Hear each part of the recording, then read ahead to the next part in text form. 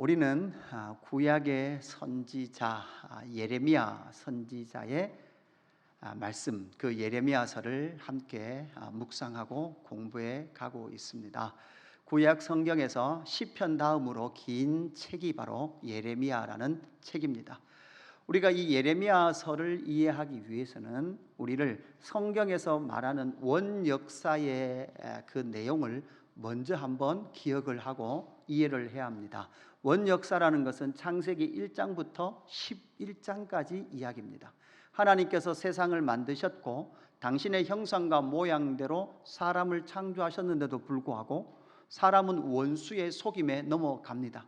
그래서 하나님을 떠나고 스스로 하나님처럼 살기를 원했습니다. 그래서 모든 것을 내 마음대로 하는 세상을 만들어 갔고 그것을 꿈꿨습니다.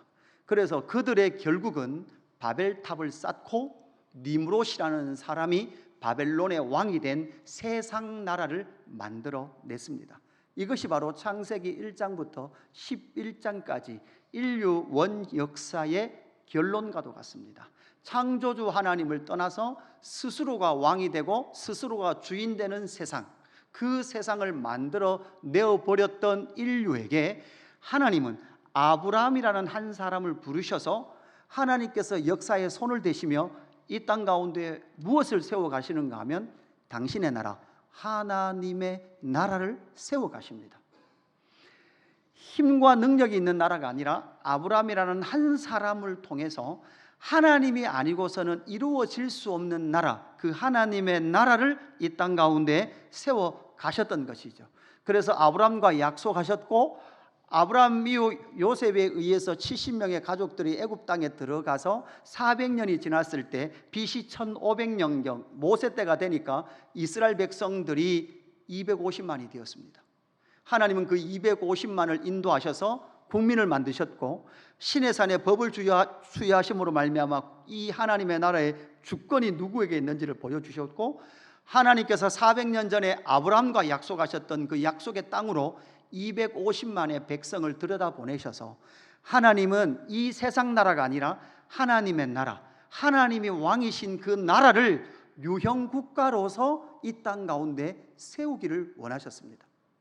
그래서 모든 세상 나라가 하나님의 나라를 보고 하나님이 살아계시는구나, 하나님이 진짜 왕이시구나 라는 것을 인정하도록 하시기 위하여서 이스라엘을 세우셨던 것이죠.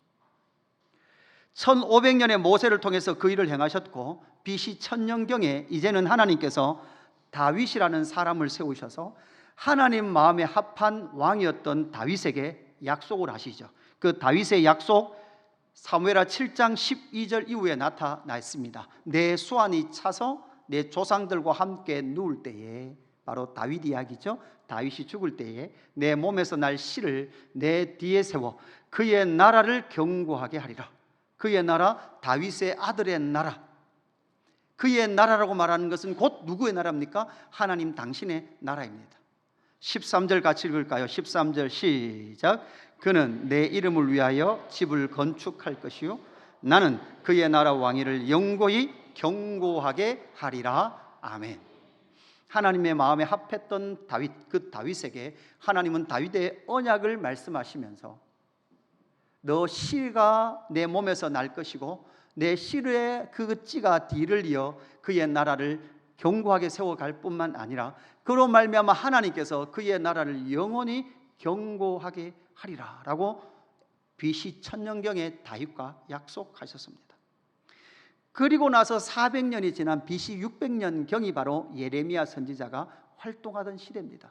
400년이 지났을 때, 사실 여러분 400년이 지난 예레미야가 사역할 때는 북이스라엘은 이미 망했고 남쪽의 왕이었던 유다 왕조 역시 마지막 왕이었던 시드기야 시대에 와 있습니다. 시드기야가 남유다 다윗의 언약 속에 있었던 유다 지파였던 다윗의 왕으로서, 후손의 왕으로서는 마지막이 시드기야예요. 시드기야가 어떻게 죽습니까? 그의 자녀들이 높은 바위 언덕에서 다 떨어뜨려집니다. 그리고 바위 위에서 배가 터져서 다 죽습니다. 그리고 나서 시드기야의 두 눈을 뽑아서 죽여버리는 것이 바로 남유다 왕들의 역사의 결론이었습니다. 그러니까 하나님께서는 사무엘하 7장에서 BC 천년경에서는 분명히 다윗과 너의 왕위가 영원할 것이다, 네 몸에서 날 씨가 영원할 것이면 내가 너를 지키겠다라고 말씀은 하셨지만, 그러나 예레미야 시대에는 하나님의 나라 다윗의 후손인 유다의 왕들의 씨가 끊어질 상황 가운데까지 처해 있었던 현실이었다라는 것이죠. 그래서 예레미야 22장 29절에 보면 예레미야는 이렇게 탄식하죠. 땅이여 땅이여 땅이여 여호와의 말을 들을지어다. 여러분, 오늘 우리가 읽었던 본문 말씀에도요, 여호와의 말씀이니라, 여호와의 말씀이니라, 여호와의 말씀이니라 계속 나옵니다. 지금 여러분, 우리는 무엇을 하고 있습니까? 무엇을 듣고 있습니까? 여호와의 말씀을 듣고 있습니다. 그러고서 30절 후반절에 보니까 이는 그의 자손 중 형통하여 다윗의 왕위에 앉아 유다를 다스릴 사람이 다시는 없을 것임이라 하시니라. 그러니까 하나님께서 다윗과 영원한 너의 왕위를 이어가겠다고 약속하셨던 약속과 현실이 같아요, 달라요? 달라요. 하나님은 너의 왕위가 끊어지지 아니하리라 말씀하셨는데 400년이 지나고 난 이스라엘 백성들의 현실은 다윗의 언약이 이루어지지 않는 것 같고 다윗의 언약이 깨트려진 것과 같이 남유다의 왕의 역사가 끊어질 그 상황 속에 처해져 있더라는 것이죠. 이런 상황을 보면서 예레미야 선지자는 아파합니다. 예레미야 선지자의 첫 번째 아픔은 무엇입니까? 백성들이 선지자인 예레미야의 말을 듣지 않습니다. 왜 듣지 않는가 하면 예레미야는요, 계속해서 멸망과 심판과 고통이 있을 것에 대해서 계속해서 예언했습니다. 아무리 말해도 그들은 안 듣습니다. 그러나 여러분, 어떤 말은 잘 듣습니까? 여러분, 거짓 선지자의 말은 잘 듣습니다.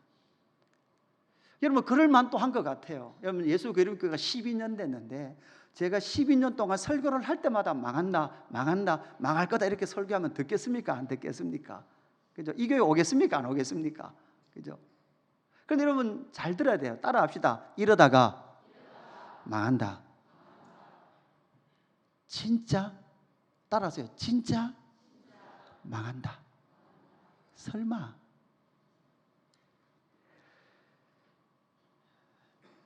예레미야 선지자는 고통스러웠습니다. 그 고통스러움이 예레미야 20장 8절에 이렇게 나타나고 있죠. 내가 말할 때마다 외치며 파멸과 멸망을 선포함으로 여호와의 말씀으로 말미암아 내가 종일토록 치욕과 모욕거리가 됨이니이다.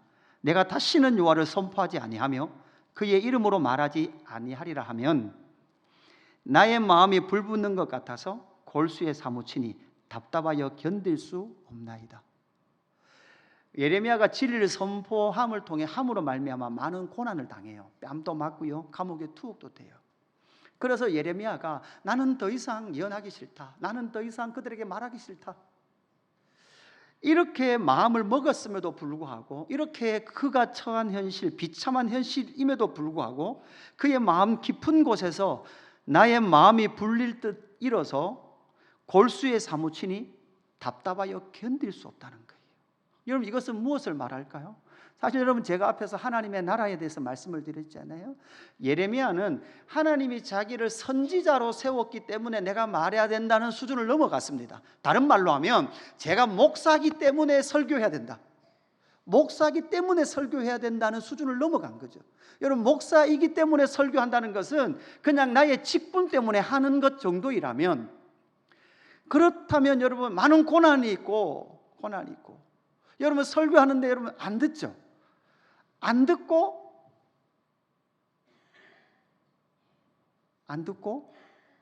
안 들어요.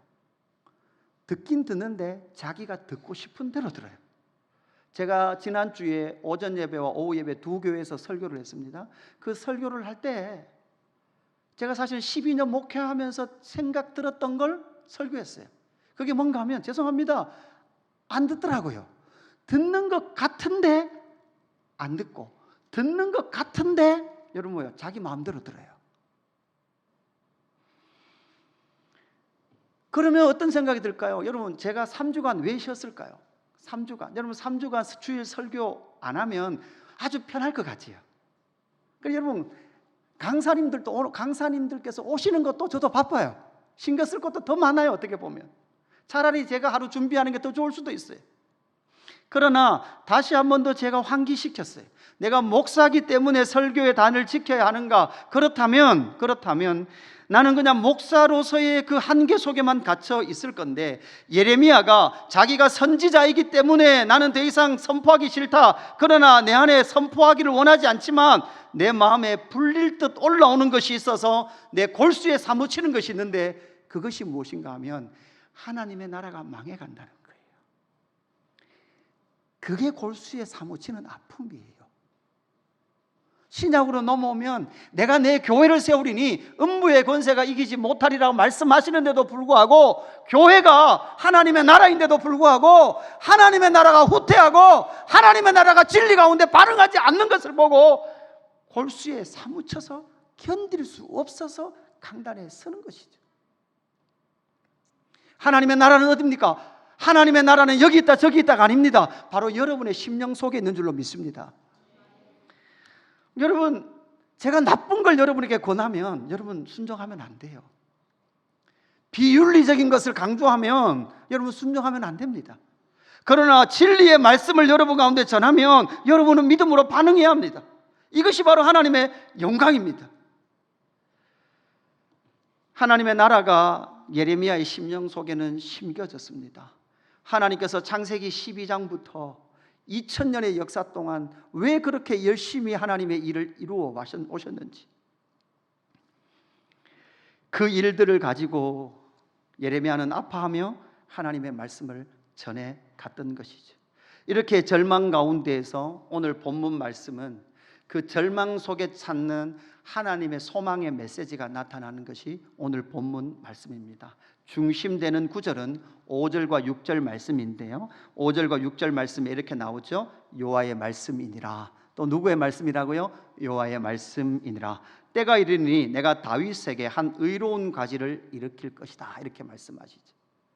여러분, 앞에서도 말씀드렸듯이 22장까지는 다 망한다, 시드기야 때 망한다라는 것이 예레미야의 예언이었어요.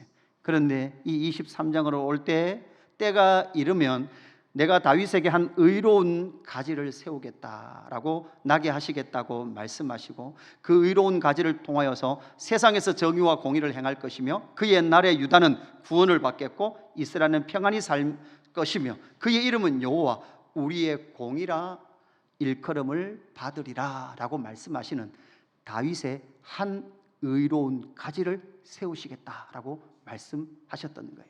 그러면 오늘 본문을 통하여서 우리는 질문을 해야 됩니다. 다윗의 한 의로운 가지는 도대체 무엇인가? 그리고 다윗의 한 의로운 가지는 신약 시대, 교회 시대를 살아가고 있는 저와 여러분에게 어떻게 성취되어졌는가라는 것에 대한 질문을 해 보아야죠. 다윗의 한 의로운 가지가 무엇입니까? 사실 우리는 이것을 알기 위해서는 다윗의 마지막 유언을 좀 살펴보아야 합니다. 다윗은 사무엘하 23장에서 마지막 죽기 전 유언을 하면서 이렇게 말합니다. 내 집이 하나님 앞에 이같이 아니하냐?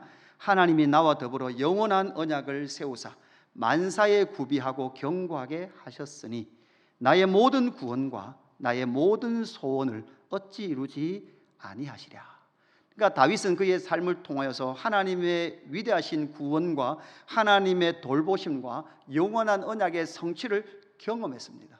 그러나 6절 말씀에 보면 그러나 사악한 자는 다 내버려질 가시나무 같으니 이는 손으로 잡을 수 없음이로다, 이렇게 말씀하죠. 그러니까 다윗이 그가 죽으면서 앞으로 나타날 사악한 자들을 통하여서 그들의 가지가 나타날 건데, 그 가지는 다 어떤 가지예요? 가시나무예요. 가시나무. 여러분, 가시나무는 제목으로 쓸 수 있습니까? 없습니까? 없습니다. 여러분, 아카시아 나무, 우리나라는 벌꿀 때문에 남아있죠. 여러분, 아카시아 나무를 가장 좋게 사용하는 방법은 뭘까요? 요즘은 다 아궁이가 없으니까 아궁이에 불을 떼면 아카시아가 제일 불이 잘 붙습니다. 잘 탑니다. 그러니까 뗄감밖에 안 되는 거죠. 그러니까 가시나무 손으로 잡을 수 없을 뿐만 아니라 쓸모없는 그것을 베어버렸기 때문에 더 이상 가지가 없는 잘려버린 나무와 같은 그 상황이 지금 다윗이 죽기 전에 말했던 유언과도 같은 말씀이었죠. 그러고 보니 다윗 이후 이제 한 400년이 지났을 때 예레미야 시대가 오니까 실제로 여러분 어떻게 되는 거예요? 그 왕들의 가지가 다 어떻게 되는 겁니까? 다 끊어진 상태가 된 거죠. 절망이죠. 끝이죠. 그런데 여러분, 우리는 알아야 합니다. 이 끝이다라고 말할 때, 우리가 끝이다라고 말할 때 하나님은 뭐라고 말씀하시는가 하면, 너희들이 끝이라고 말할 때 그때서 하나님은 얘들아 끝이 아니란다. 하나님은 왜 꼭 이때서야 말씀하실까요? 이거는요, 제가 보기에는 분명한 건 이거예요. 인간의 고집은요, 이때가 돼야 들려요. 이쯤 돼야 들립니다. 여러분, 우리가 그렇게 좋은 사람이라고 생각하지 마십시오. 우리가 그렇게 잘 듣는 사람이라고 생각하지 마십시오. 하나님이 때로는 우리를 코너로 모십니다. 왜냐하면 우리의 고집이 얼마나 센가 하면, 그렇게 코너로에 몰리지 않고는 절대 하나님의 말씀을 듣지 않는 것이 인간이라는 존재죠. 그래서 오늘 1절부터 8절 말씀을 도표로 딱 그려보면 정확한 표가 나오는데, A, B, C가 나오고 그 다음 C-, B-, A-가 나오죠.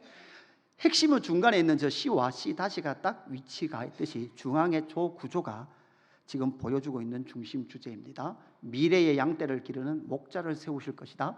미래의 메시아가 출현하여 공의와 의를 행할 것이다 라는 것이 오늘 1절부터 8절까지의 중심 C와 C-가 구조상 중앙에 딱 위치하면서 바로 다윗의 의로운 가지가 이룰 일들은 이런 일들이다라는 것을 우리에게 말씀해 주고 있는 것이죠. 그래서 다윗의 한 의로운 가지란 무엇인지를 살펴보면, 첫 번째는 하나님의 백성을 기르는 목자가 나타날 것이다 라는 것을 우리에게 알려주십니다. 여러분, 오늘 본문 1절과 2절 말씀을 살펴보면 이런 말씀이 나와요. 여호와의 말씀이니라. 내 목장의 양떼를 mer하며 흩어지게 하는 목자에게 화가 있으리라. 그러므로 이스라엘의 하나님 여호와께서 내 백성을 기르는 목자에게 이와 같이 말씀하시니라. 너희가 내 양떼를 흩으며. 여러분, 목자들이 죄를 졌는데 그 목자들의 첫 번째 죄는 뭡니까? 양떼를 흩어버려요. 두 번째는요, 그것을 몰아내버려요. 그리고 세 번째는 뭐합니까? 돌보지 않아요. 돌보지 않는다는 말은 목장에 오지 않는다는 말이에요. 목자가 양떼들에게 오지 않아요. 하나님께서 이스라엘 백성들의 가장 먼저의 완악한 죄는, 하나님께서 그 백성들 가운데 목자를 세웠는데 그 목자들이 양을 모으고 양을 양육하는 것이 아니라 양떼를 어떻게 해버려요? 흩어버려요.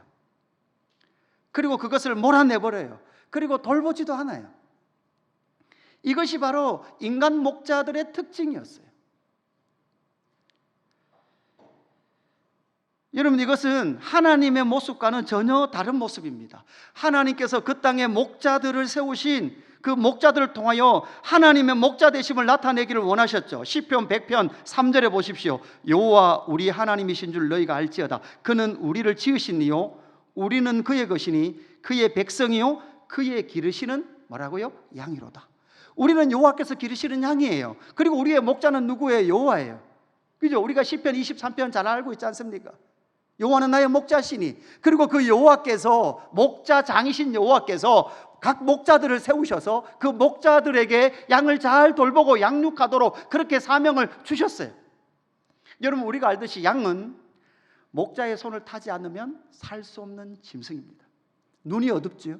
그래서 물을 찾아갈 수 없는 짐승입니다. 그리고 여러분, 털 짐승 중에 모든 짐승들은 털갈이를 스스로 합니다.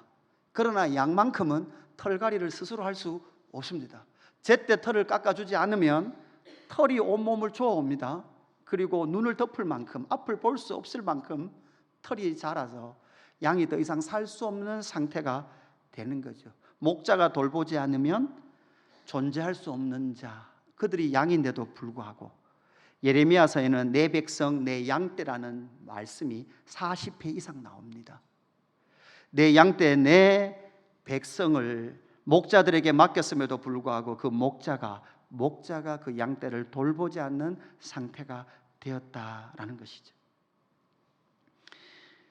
모세가 여호수아를 세울 때, 모세가 이제 죽고 모세 이후에 여호수아라는 그 리더를 세울 때 하나님 앞에 이렇게 기도해요. 민수기 27장 15절. 모세가 여호와께 여쭈어 이르되 여호와 우리 모든 육체의 생명의 하나님이여 원하건대 한 사람을 이 회중 위에 세워서 그로 그들 앞에 출입하며 그들을 인도하여 출입하게 하사 여호와의 회중이 목자 없는 양과 같이 되지 않게 하소서. 불쌍한 회중은 어떤 회중이에요? 목자가 없는 회중이에요. 여러분은 누구의 인도함을 받고 살아가고 계십니까? 여러분은 목자가 있으십니까? 여러분, 예수 그 이름 교회, 여러분 하나님께서 맡겨 놓으신 목자는 누군가요? 네, 예수 그 이름 교회는 유성호 목사에게 목자들, 복수죠. 목자들인 유성호 목사에게 맡겨 놓으셨어요. 그럼 물어보겠습니다. 여러분은 목양을 받고 계십니까? 여러분 목양을 받고 계십니까? 6분이 아멘 하셨습니다. 여러분 어려움이 그거죠.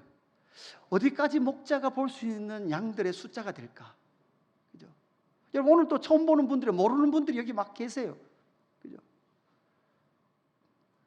많은, 사실 여러분 코로나 이후에 많은 분들이 저희 교회도 오셨어요. 그러면서 많은 분들이 사실은 교회에서 상처를 받은 분들이 많이 있으시더라고요. 그러면서 도대체 이게 뭘까?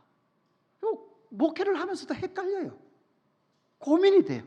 도대체 무엇 때문에 저렇게 교회로부터 상처를 받고 많은 목회자로부터 상처를 받았을까? 그러면 반대로 유성호 목사는 양들에게 상처를 줄 수 있는 가능성 있는 존재는 아닐까? 언제든지 그럴 가능성 있는 존재예요. 그럴 위험성 있는 존재죠. 그래서 여러분 우리는 알아야 합니다. 인간 목자들은요 온전할 수 없습니다. 늘 한계가 있습니다. 모세가 여호수아죠. 여호수아도 사실 원래 발음대로 하면 뭐예요? 예수아예요. 예수아. 그리고 예수아, 여호수아 이후에는 다른 목자들이 이스라엘의 리더로 섭니까? 안 섭니까? 없습니다. 그래서 여러분 우리는 알아야 합니다. 저와 여러분이 동일하게 고백하는 것이 있죠. 우리에게 유일한 선한 목자가 계십니다. 누구십니까? 요한복음 10장 14절. 나는 선한 목자라. 나는 내 양을 알고 양도 나를 아는 것이 아버지께서 나를 아시고 내가 아버지를 아는 것 같으니 나는 양을 위하여 목숨을 버리노라. 이분이 바로 진짜 선한 목자이신, 참 목자이신 예수 그리스도이신 줄로 믿습니다. 여러분이 저를 시험하기 위해서 목사님 신장 하나 저에게 떼주십시오라고 묻지 마십시오. 묻지 말라는 이유를 아시겠죠? 괜히 물었다가 상처받지 마시고, 저나 여러분이나 동일하게 바라봐야 될 한 분 목자가 계십니다. 그분은 바로 자기의 생명까지도 내어주신 선한 목자이신 예수 그리스도이신 줄로 믿습니다. 그렇게 될 때에 사람에게 상처 안 받아요. 이거 진짜입니다. 여러분 거짓 목자는 뭔지 아십니까? 나를 보십시오, 내가 진짜 목자입니다, 이렇게 말하는 사람이 거짓 목자예요. 저는 여러분에게 언제든지 상처를 줄 수 있는 존재입니다. 여러분 저를 보면 여러분 시험에 들 겁니다. 저와 일주일만 같이 있어 보면 시험에 들 겁니다. 저게 목사냐라는 마음이 들 거예요. 설교 없는 동안 제 아내가, 사모가 목사한테 물어요. 목사님 큐티했어요? 이렇게 묻더라고요. 아니 설교 안 해도 되는데 무슨 큐티냐, 막 이쪽에서 막 올라오는 거죠. 설교 안 해도. 그러니까 인간은 똑같단 말이에요. 인간 안에 희망이 없습니다. 인간을 보면서 상처받았다. 여러분 그것만큼 바보 같은 소리가 없는 거예요. 그러면서 자기의 신앙을 어떤 사람에게 이런 맡겨놓은 거예요. 여러분의 신앙을 어떤 한 사람에게 맡겨놓은 것 같은 바보 같은 짓이 어디 있냐고요. 우리의 신앙을 맡길 수 있는 분은 오직 선한 목자이신 예수 그리스도뿐인 줄로 믿습니다. 그렇다고 해서 저는 핑계대지 않을 겁니다. 힘써서 예수님처럼 목회하려고 힘쓸 겁니다. 그러나 한계가 있으면 또 여러분 인정을 하셔야 합니다. 예수님만이 선한 목자이신 줄로 믿습니다. 그래서 바로 이 다윗의 그 가지가 바로 하나님의 백성을 기르는 참 목자가 너희 가운데 나타날 것이다 라는 이 메시지였다면, 두 번째는요, 다윗에게서 한 의로운 왕이 나타나게 될 것이다 라는 것입니다. 목자이기도 하고요, 그분은 왕이기도 한데 그분은 의로운 왕이십니다. 5절과 6절 말씀을 다시 보면 이렇게 말씀합니다. 여호와의 말씀이니라, 보라 때가 이르리니 내가 다윗에게 한 의로운 가지를 일으킬 것이라. 그가 왕이 되어 지혜롭게 다스리며 세상에서 정의와 공의를 행할 것이며. 여러분, 시간이 다 없어서 세상에서 정의와 공의를 행한다는 것은 일반적 이 세상을 말하는 것이 아니라 먼저는 하나님의 그 나라 가운데 정의와 공의를 세울 것이고, 이 정의와 공의는 어디에 나타나 있습니까? 복음에 나타나 있습니다. 여러분 기억하셔야 돼요. 복음에 나타나 있지 이 세상이 말하는 정의와 공의에 나타나 있는 것이 아니다라는 것을 아시고, 그의 날에 유다는 구원을 받겠고 이스라엘은 평안히 살 것이며 그의 이름은 우리 여호와 우리의 공의라 일컬음을 받으리라, 이렇게 말씀하시죠. 자, 이 말씀은 우리가 알듯이 요시야 왕 이후에 많은 몇 명의 왕들이 나타났는데 그 왕들이 다 요시야가 갔던 길을 가요, 안 가요? 안 갑니다. 요시야의 길을 가지 않죠. 그러면서 왕을 볼 때에 아무도 하나님의 통치를 이루고 싶어하는 왕들이 없었던 거예요. 하나님의 나라를 온전히 이루고 싶은 왕들이 없이 다 자기를 위하여 겨울궁, 여름궁을 만들고 다 자기를 위하여서 붉은 염료를 써서 화려한 집을 짓는 것이 그 하나님의 나라의 왕들의 모습이었던 거예요. 그러니까 그들 속에서는 뭐가 없었는가 하면 하나님의 나라에 대한 갈망과 이곳에 임하신 하나님의 나라의 영광을 위하여 살려고 하는 마음이 하나도 없었던 거예요.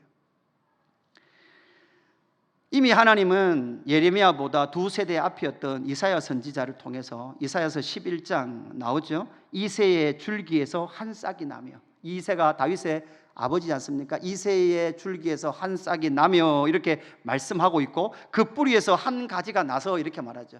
그래서 이사야서에 보면 이런 말씀들이 많아요. 이사야서에 분명히 이런 말씀들, 한 싹이 나며 뿌리에서 한 가지가 날 것이다 라는 말씀이 나타나 있는 것이죠.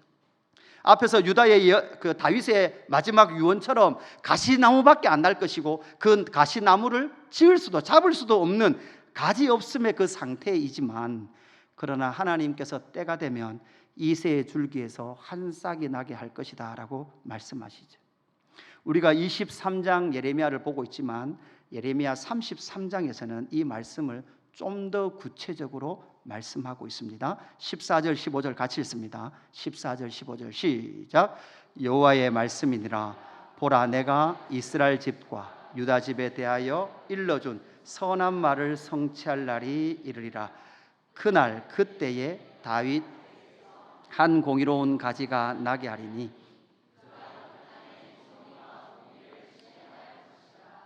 아멘. 여러분, 그러면서 계속해서 사실은 시간을 말해주는 설명의 문장을 보십시오. 그날에, 그때에 이렇게 말하죠. 오늘이에요, 그날이에요? 그날이에요. 기다려야 돼요? 지금 바로 이루어져요? 져야 돼요? 기다려야 돼요. 지금은 절망입니다. 지금은 낙심입니다. 지금은 끊어진 것 같습니다. 가지가 보이지 않습니다. 여러분, 밑둥이 잘려나가듯이 완전히 그루터기도 없는 것처럼 보입니다. 그러나 그날이 되면, 그때가 되면 뭐가 올라온다는 거예요? 한 가지가 올라온다는 거예요. 여러분, 우리가 예레미야 22장에서 요시야 왕이 참 대단한 왕이었다라고 공부를 했지 않습니까?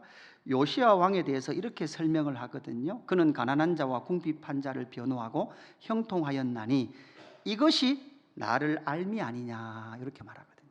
그러니까 요시야는 누구를 알았어요? 하나님을 알았어요. 여기서 하나님을 아는데 어떤 하나님을 알았을까? 요시야는 율법책을 성전 공사를 하다가 발견을 하거든요. 이 율법책은 모세오경으로 볼 수 있습니다. 사실 여러분, 모세오경 율법책을 발견했을 때 요시야는 하나님을 알아가죠. 그리고 그는 공의와 정의를 실현해 갔던 왕이 요시야 왕입니다. 그런데 여기서 하나님을 알았다라는 것과 바로 이 예레미야 예언과 이사야 예언들을 연결해 보면, 모세의 율법책 앞에 딱 섰을 때 요시야는 알았던 것 같아요. 뭐를 알았을까요? 이 율법 앞에 설 사람이 있다 없다? 한 사람도 없다는 걸 알았다고요.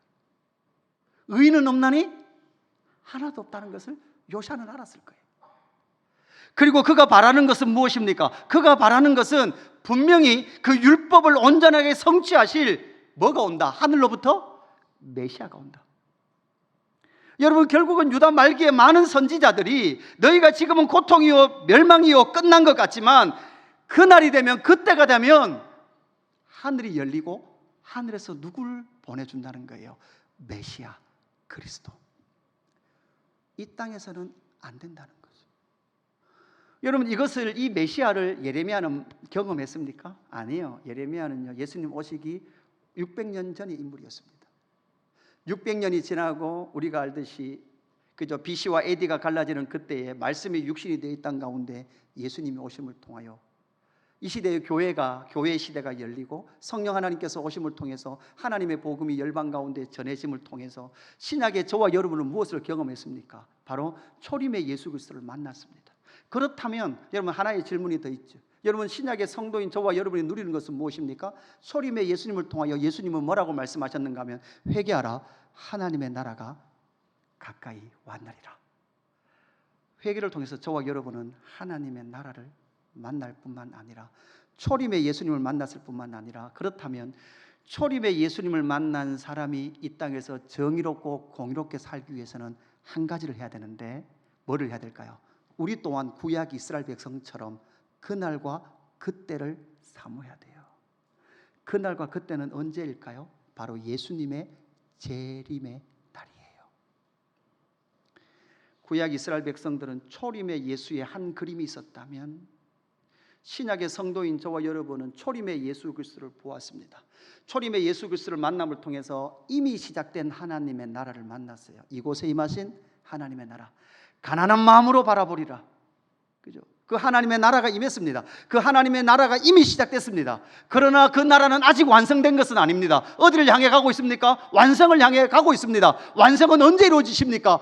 공의로운 심판이 이루어지실, 구름 타고 예수님께서 다시 오셔서 이 땅 가운데 모든 불의한 자를 심판하실 그날이 바로 공의로운 심판이 이루어질 마지막 때가 저와 여러분을 기다리고 있다라는 것이 인식될 때, 여러분, 저와 여러분은 이 세상의 압박과 압력으로부터 벗어날 수 있다는 사실을 믿으시는 저와 여러분 되기를 주님의 이름으로 축복합니다. 이걸 안 믿으면요, 이 세상의 돈의 압박에 다 빠져 살아요. 이 세상의 거짓의 압박에, 압력에 다 눌려 산단 말이에요. 그래서 바울은 로마서 1장 3절에서 분명히 이렇게 말하죠. 그의 아들에 관하여 말하면 육신으로는 누구의 혈통으로? 다윗의 혈통으로. 그래서 이사야 선지자가 예언했고 예레미야 선지자가 예언했던 것처럼 바로 다윗에게서부터 한 의로운 가지, 다윗의 혈통에서 예수 그리스도가 났다라는 것을 우리에게 알려주는 것입니다. 그 예수님은 우리의 왕이신 줄로 믿습니다. 여러분, 다시 오실 그 예수님은 무엇으로 오실까요? 심판의 왕으로 오시는 줄로 믿습니다. 그때는 더 이상 기회가 없습니다. 그때는 더 이상 방법이 없는 최종의 날로서 예수님께서 다시 오신다라는 것을 기대하는 저와 여러분 되기를 주님의 이름으로 축복합니다. 마지막 세 번째, 다윗의 그 한 의로운 가지는 출애굽 때보다 영원한 자기 땅으로 인도하신다라고 말씀하고 있습니다. 7절과 8절의 말씀이 바로 그 말씀이죠. 이스라엘 백성들은요, 항상 맹세했어요.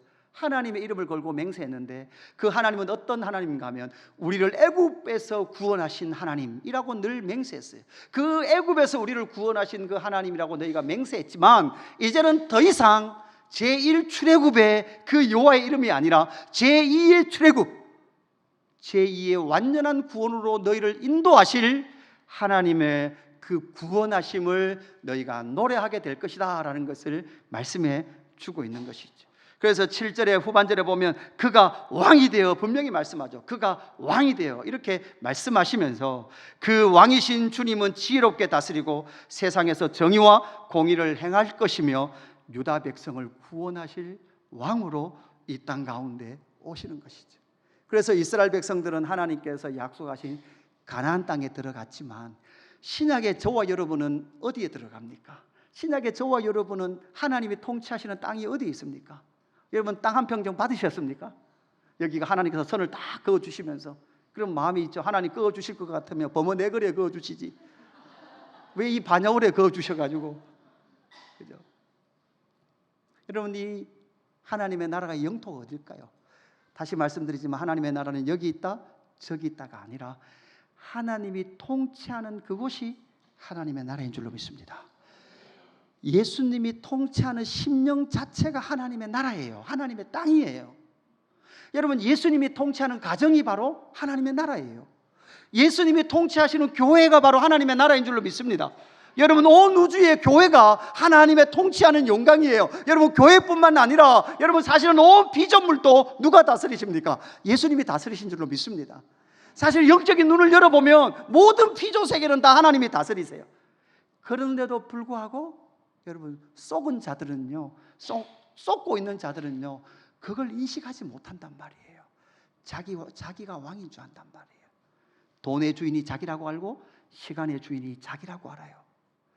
목숨의 주인이 자기라고 하는 거예요. 시편 23편에 다윗은 어떻게 노래합니까? 우리가 잘 아는 말씀, 여호와는 나의 목자시니 내게 부족함이 없으리로다. 그가 나를 푸른 풀밭에 누이시며 쉴만한 물가로 인도하시는도다. 여러분, 이것이 머릿속에 그림으로 떠오르지만 사실 이건 뭔가요? 저와 여러분의 영혼과 삶을 지금도 통치하시는 진짜 왕이신 예수 그리스도의 통치가 그려진 그림이에요. 여러분, 아침에 일어나서 이 고백을 드릴 수 있다면 여호와께서 나를 오늘도 푸른 초장 쉴만한 물가로 인도하시는구나. 그런데 문제는 무엇입니까? 때로는 사망의 음침한 골짜기가 있는 거죠. 사망의 음침한 골짜기도 있어요. 그러나 여러분, 해를 두려워하지 않는 것은 우리는 무엇을 믿기 때문에 주의 지팡이와 막대기가 나를 안위하시는구나 라는 그 믿음이 있을 때, 그것이 바로 하나님의 나라요, 하나님의 땅이요, 하나님의 영토인 줄로 믿습니다. 그래서 바울은 이 제2 출애굽을 이렇게 설명을 하고 있습니다. 에베소서 2장 1절, 그는 허물과 죄로 죽었던 너희를 살리셨도다. 여러분, 뭐라고요? 죽었던 우리를 살리셨어요. 영원한 생명으로 인도하셨습니다. 여러분, 우리는 죽지 않는 자들인 줄로 믿습니다. 우리는 안 죽어요. 육신도 잠시 죽었다가 주님 다시 오시는 그날 우리의 육신까지도 살아서 그리스도의 형상으로 회복될 줄로 믿습니다. 교회를 그냥 다니셨던 분은 저게 무슨 소리고 저 이단 같은 소리를 왜 하냐? 안 믿는 사람도 다 부활합니다. 안 믿는 사람도 다 부활해서 영원한 형벌로 갑니다. 믿는 사람, 믿음 가진 자는 영원한 구원으로 들어갈 것입니다. 그런데 여러분, 이스라엘 백성들은 애굽의 바로 왕의 통치를 받았다면 진짜는 무엇입니까? 진짜 사실은 영적 현실은, 하나님이 없는 영적 현실은, 그때 너희는 그 가운데 행하여 이 세상 풍조를 따르고, 우리는 원래 뭐 했어요? 이 세상 풍조를 따랐어요. 그래서 여러분, 이 세상 풍조대로 사는 게 훨씬 익숙해요. 익숙하단 말이에요. 그래서 하나님의 나라의 법대로 살라 그러면 어색해요. 불안해요. 공중권세 잡은 자를 따랐어요. 귀신을, 여러분, 공중권세 잡은 자의 구조가 뭐라 그랬습니까? 사마귀라 그랬어요. 사탄, 마귀, 귀신이에요. 이게 영적 질서란 말이에요. 사마귀. 그래서 저는 언제든지 사마귀를 보면 무서워요. 이제 지금쯤 우리 교회에 지금 이제 사마귀가 나올 때가 됐습니다. 이제 가을이 되면 별의별 크기의 사마귀들이 다 나와요. 불순종하는 아들들 가운데 역사하는 영의 속임 가운데 저와 여러분이 있었어요. 지난주 두 교회 설교를 하면서 이거 설교했습니다. 우리는 진리에 먼저 노출된 것이 아니라 거짓말에 먼저 노출되었어요. 그래서 거짓말이 진짜인 줄 알고 살아간단 말이에요. 그래서 진짜를 말해줘도 진짜를 안 들어요. 제가 말씀드립니다. 여러분, 그러다가 망합니다. 진짜 망합니다. 다시금 회복하십시오. 하나님의 통치를 회복하십시오. 예수님의 통치를 회복하십시오. 회복이 뭔가 하면 하나님과 예수님의 통치는 보면 알아요. 여러분, 시간과 돈과 여러분의 마음이 누구의 지배를 받고 있는지를 보시면 돼요. 여러분의 감정이 누구의 지배를 받고 있는지를 보면 돼요. 자녀의 성적표의 지배를 받으면 여러분, 그거 여러분의 우상이에요. 통장의 잔고의 지배를 받으면 돈이 여러분의 우상이에요. 예레미야는 하나님의 영광을 보았습니다. 하나님의 영광을 보았기 때문에 저 역시도 지금도 목회하고 설교하고 있는 거예요. 지금도 하나님의 나라의 영광을 보았기 때문에 열방의 선교사님과 교제하는 거예요. 열방의 하나님의 일을 함께 동력해 가는 거예요. 금요일날 우리가 보지도 못했던 나라 왜 기도합니까? 여러분, 우리가 대구 땅에 대한 무슨 뭐가 있다고요? 금요일날 3주 만에 다시금 금요 기도회 하는데요, 다시금 하나님께서 기도의 제목을 주세요. 하나님, 정말 평양담으로 제2의 부흥의 도시였던 대구가 다시금 성령의 불로 회복시켜 주옵소서. 하나님, 다시금 이 대구로부터 북녘 땅으로 부흥의 불길이 흘러가게 하여 주옵소서. 여러분, 우리가 대구 땅에 대한 무슨 책임이 있다고요? 내 먹고 살기도 바쁜데. 그럼에도 불구하고 내 안에, 저와 여러분 안에 주신 하나님의 나라, 그 교회의 영광이 있기 때문에 다윗의 한 의로운 가지이신 예수 그리스도를 통하여 내가 내 교회를 세우리니, 이 교회가 바로 하나님의 나라예요. 하나님의 통치예요. 그래서 교회의 질서와 영광 가운데 서서 내가 하나님의 왕되심과 예수 그리스도의 통치의 영광을 나의 온 삶을 통해 이 땅 가운데 나타내며 살기를 원합니다. 내 옛사람의 습관, 고집, 내 옛사람의 주장들을 십자가에 못 박고 진리의 말씀대로 순복하기를 원합니다. 주여, 교회를 사용하여 주옵소서. 찬양합시다. 예수 하나님의 공의.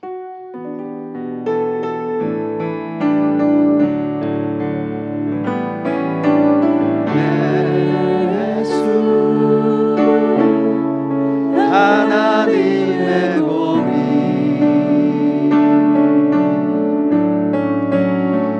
주로 생각 그의 나라 임하시네.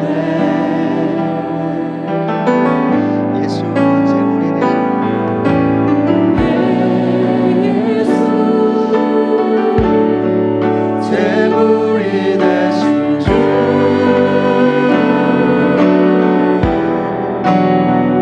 영광 주게 그의 나라 임하시네.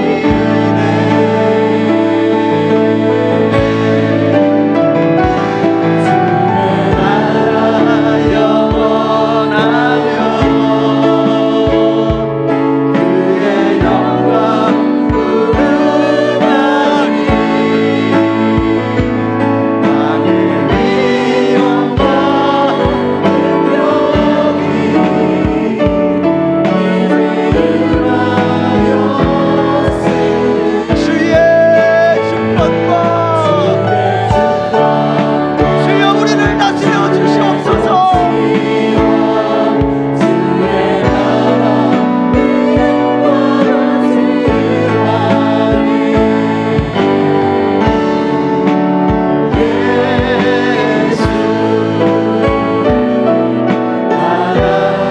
우리 다시 한 번 더 고백할까요? 주의 나라 영원하며, 주의 나라 영원하며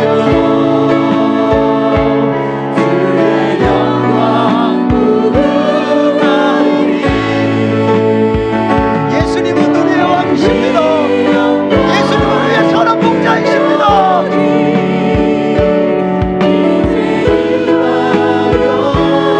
우리 같이 손 들고 찬양합니다. 주의 축복과 주의 통치와 주의 나라 힘과 권세 임하니, 예수 하나님의